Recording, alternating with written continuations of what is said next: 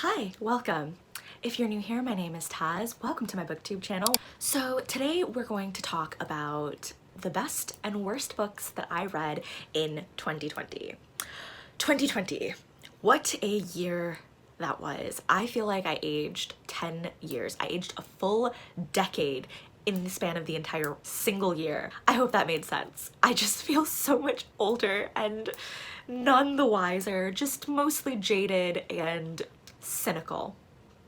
So that's where we are. I just needed a little bit of time to come to terms with the fact that I didn't have a great reading year last year. That's why this video is coming out at the end of the month. So last year I read 120 books, which just by hearing that number, you would assume that, wow, she had a really great reading year. And I would like to pleasantly disagree with you because I just feel like the quality of the books that I read, and even just talking about the sheer number of books, not that reading is a numbers game in the slightest, but I just really felt like that even though I read 120 books, I read typically a lot more than that, and I just wasn't satisfied with the quality of the books I read. I feel like I read a lot of books where I just wasn't enamored with the story, I didn't care about the story or the characters or anything like that.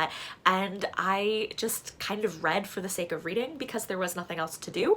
And I'm just jealous of everyone who picked up reading and fell in love with it all over again, because I kind of, towards the end of the year, felt very disenchanted with reading. I wasn't reaching for the right things to read. So that's something I'm trying to remedy this year. But yeah, let's just get right back on track. Let's talk about the 5 best books that I read in 2020 and the 5 worst books that I read in 2020, because wow, I read some bad books. So in order to try to keep this video to end on a positive note, I'm going to start with the 5 worst books that I read and then end with the 5 best. So the first worst book that I'm going to talk about is Severance by Ling Ma. Severance is a story that is about a post-apocalyptic world, and it centers around this main character called Candace Chen. She's a millennial from NYC, and she bands together with a group of survivors that are kind of low-key religious fanatics. This post-apocalyptic world was triggered by an epidemic. Sound a little familiar? So I was actually really excited to read this book. It's kind of been a book that was on my radar for a while, and I just never got around to picking it up, even though I owned it and it was on my shelves. But I knew I had to finish it before the end of the year because of just all of the correlations and similarities that it had to real life, which was honestly low-key a little scary. But we wear blinders. We wore blinders through 2020. So this was actually the last book that I read of 2020. And this book made me mad. Like I said, I was super hyped to read this book just because I'd heard it was really good, and because of the correlation and similarities that it had to real life, I was just like, this is a book that's going to speak to me this year. And it did, to a point, until the last 15 pages of the book that ruined the rest of the story for me. It ruined my whole reading experience without getting too much into spoilers. The drab critique of capitalism and consumerism, the immigrant narrative, droll jabs at pointless bureaucracy, just everything as a younger millennial kind of spoke to me, because this girl Candace, she was working basically till the end of the world. Like, she went into work despite the fact that everyone was literally dying around her, and I kind of related to that. We live in a society that really values overworking yourself no matter what happens to you. But anyway, the reason I ended up hating this book so much, the character that they really built up to be the main antagonist of the story, really just ended up being pretty pointless, and that didn't sit right with me. Like, they were building up this whole story arc and I was really excited to see where it went, and then it just deflated like a popped balloon. So that's why this book made one of my worst books of 2020. The next book that I'm going to talk about is literally something I'm only going to devote like 10 seconds to, because it was Kissing the Coronavirus by, I forget even who wrote this story, but I read this book because Read with Cindy, who is now with Cindy, did a whole literary essay on this book, and I was just intrigued. I went into it looking for shits and giggles, and that's what I got, but it was a really, really atrocious piece of literature. Do I regret reading it? Yes. Would I go back in time and make it so that I didn't read it? No. The next book I'm going to talk about is One to Watch by Kate Staying in London. I really wanted to love this book. Basically, this is a book about this plus-size blogger who is in love with her best friend, because we all love that trope. Anyway, this best friend of hers is engaged to someone else. At the very beginning of the book, they sleep together and he literally leaves and refuses to talk to her or get in contact with her the next morning or like in the weeks after, and she's obviously devastated. So when this opportunity kind of lands in her lap to be the new romantic interest in this like bachelorette type of show called Main Squeeze, she jumps at the opportunity with like some, you know, obvious misgivings, but she takes the opportunity because, well, she's brokenhearted, so why wouldn't she try to find the love of her life? I really wanted to love this book because of the plus size representation, but I just felt like it was done kind of poorly. I felt like B was just a very whiny character, and I really hate that because there's not a lot of romance books that are out that center around a plus-sized main interest. One second, I think my cat's getting sick. Mazda, hey.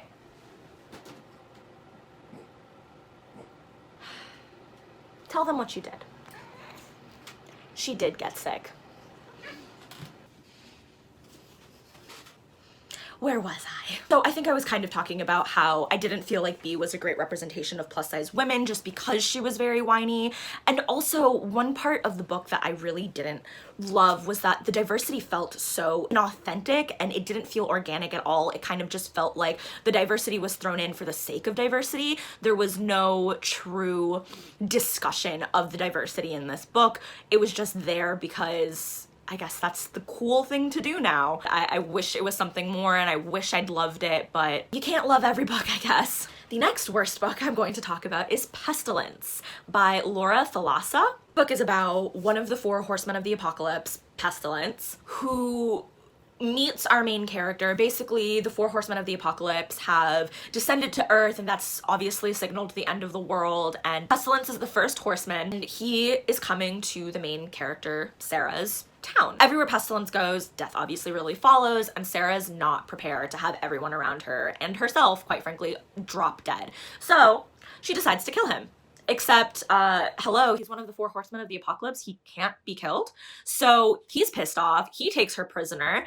And the rest of the story is basically them falling in love and banging on the side. And if that's your thing, great. It wasn't a poorly written story, but it sat wrong with me that he was like so gung-ho about exterminating the human race and Sarah just like went along with it. There were some redeemable qualities of the story. I really liked how the author really discussed immortality and the concept of morality within the story plot, but just the overarching theme of Pestilence abusing Sarah, quite frankly. He would torture her, he made her watch as he like killed people, and she was just generally made to suffer, obviously, because she's his prisoner. Despite all that, she still falls in love with him. So I was just, it didn't sit right with me.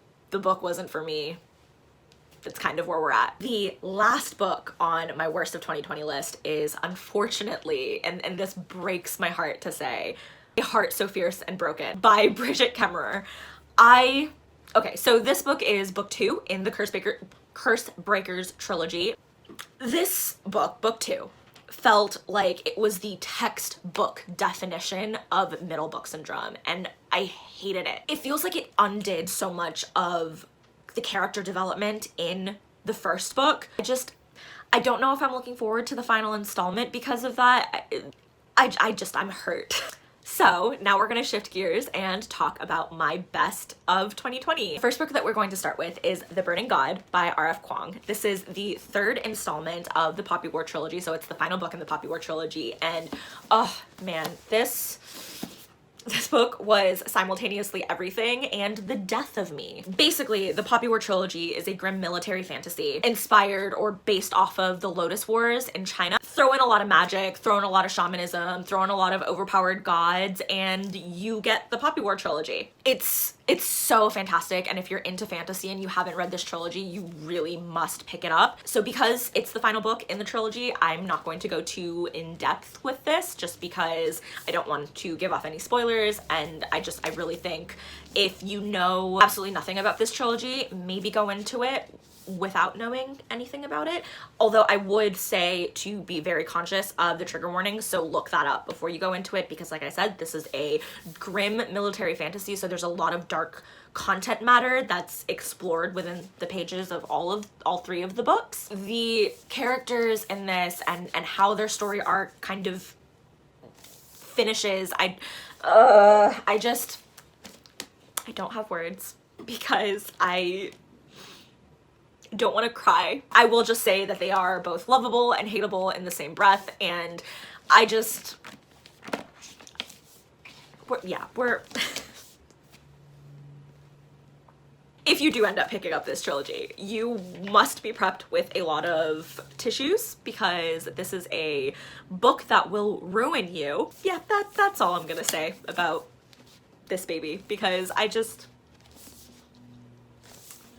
nothing more to say. The next book on my best of 2020 is The Vanishing Half by Britt Bennett. The Vanishing Half, if you live under a rock and you haven't already read it, is basically about two twin sisters. They're identical, and they grow up in this southern rural Black community where the community as a collective really values light skin. So these girls run away from home when they're like 16 or so, and while they are kind of out and about and finally out of this town that they grew up in, they lose track of one another. Basically, one sister runs away from the other, so she runs away twice. While they've lost track of each other, the one twin, she rebels against her upbringing essentially and begins to date, and later, I believe, marries a really dark-skinned man, ends up having a child with him, a baby girl, who really takes after her father in her coloring. The other one, the one who ran away from her twin, she ends up passing herself off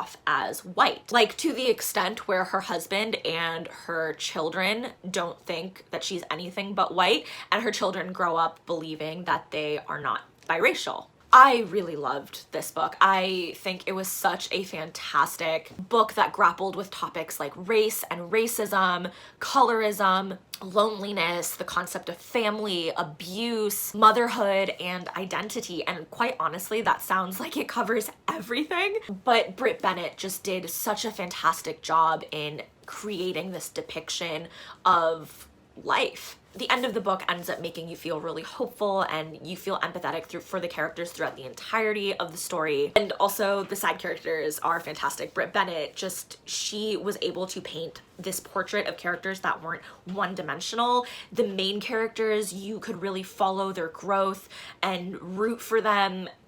But that feeling wasn't just for the main characters, the side characters, who, if you ask me, Reese is the most perfect, lovable cinnamon boy.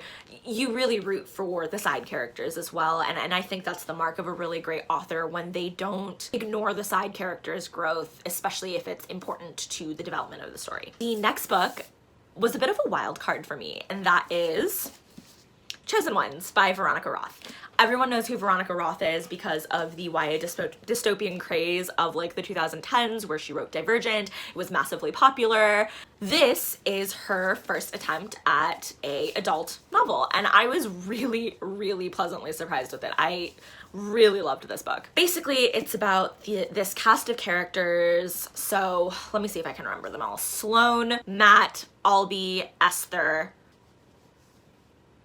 and Inez. Yeah, I think that's all of them. So it follows these group of characters 10 years after they've defeated this Dark One character who is like the epitome of evil. They were only teenagers when they defeated him, because this happened like 10 years ago. And, you know, they saved the world and lived out the rest of their days as celebrities and just inspired the world and a whole generation. And what I really liked about it was that the main character, Sloane, she remembers everything in like crystal detail of what happened with the Dark Ones and kind of like the horrors that they faced as they were trying to save the world. And she can't move on. Like, she feels like she's stuck just in this limbo state. So then on the eve of the 10th anniversary of where they ended up actually defeating the Dark One, one of their own, so like one of the heroes, one of the Chosen Ones, dies like really mysteriously. Through his death, they really find out that the reign of the Dark One never really ended. I think this was a great book because it was like a really good depiction of the like after story of heroes. What happens after they've defeated the Dark Ones? How do they cope? How do they deal with the normality of regular life? As we see with Sloane, she's really dealing with PTSD. Normality just feels beyond her grasp, but beyond just like the depiction of heroes after they've saved the world. I really liked Chosen Ones because, quite frankly, it felt like Veronica Roth wrote a book that was like catnip for me. It had the Chosen One arc, which I know so many people hate the Chosen One arc, but I really like it. It had an alternate Earth, it had a multiverse, it had unstable magic and a crackpot evil maniacal villain. And on top of all that, it had sarcastic armies of the undead. So everything about this book spoke to me. I also really enjoyed how Veronica Roth like really explored the concept of not just normality and how to go back to normal, but she also really explored the concept of making your own choices and kind of subverting that Chosen One trope, because without like any spoilers, at the end of the day, Sloane never really felt comfortable as a Chosen One. It was just really good and I really liked it. The next best of 2020 that I'm going to talk about is one that has been reviewed far and wide on every corner of the bookish internet, and that is The Invisible Life of Addie LaRue by V.E. Schwab. Okay, there's nothing that I can insert into The Invisible Life of Addie LaRue discourse that's original. I'm kind of just going to leave it at I loved this book because I'm a hoe for aesthetic books. It's why I loved The Night Circus so much. It's why I loved Strange the Dreamer so much. And The Invisible Life of Addie LaRue just fits right into that category of books. You have a dark demon boy, which I'm here for. You have a girl who is kind of determined to make her mark on the world, even though she is ultimately always forgotten.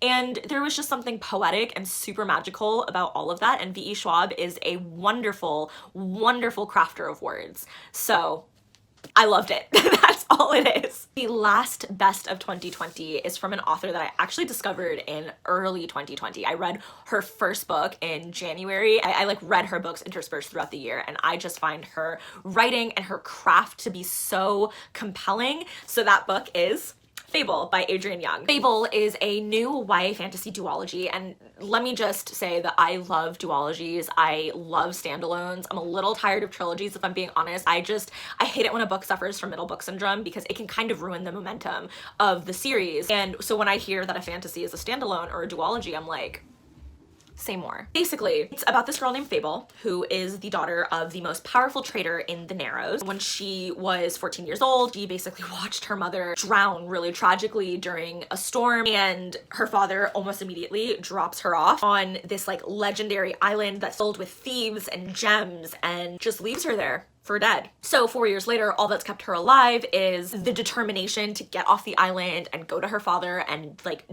demand her place on his crew. She kind of enlists the help of this other trader named West, who, yes, he is the love interest. He helps her get off the island. This was such a great pirate story. Like, I loved everything about it. The characters were so well crafted. The imagery for all of the places that Fable and West and their ragtag crew sail off to is just so vivid.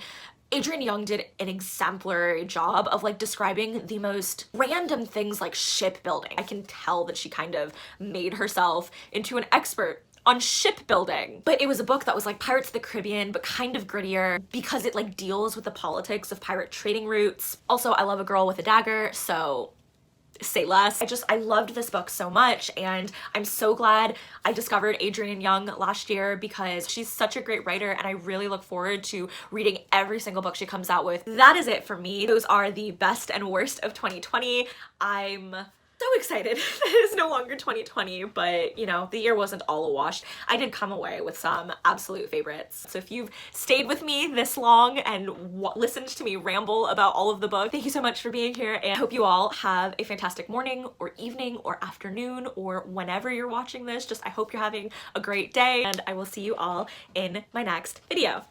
Bye!